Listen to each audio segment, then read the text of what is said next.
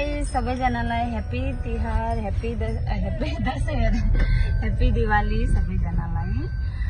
जो चाहिँ भाइदुज हो त्यसको लागि म पनि आज सदिया जान निस्किन्छु। अब भर्खर ड्युटीबाट निस्केँ।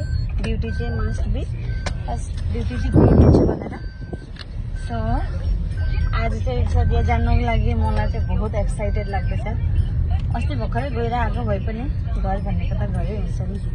उसले चाहिँ टिका लगाएर आउनुभएको छ उहाँ नानाहरूकोबाट। सो आज अब चाहिँ मेरो टर्न। पहिला चाहिँ म घरमा गएर फ्रेसन अप भएर त्यसपछि निस्किन्छु सदिया।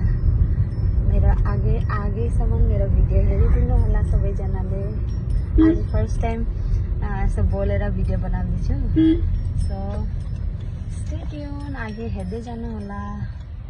हाम्रो यी चाङ एकदम तारातारी ड्युटीबाट आएर तो छैन घर जानुको लागि, भाइ डोजको लागि, टिका लगाउनुको लागि पुरा खाना खाँदैछ। ए हाम्रो बेटा पनि जाने क्या जाने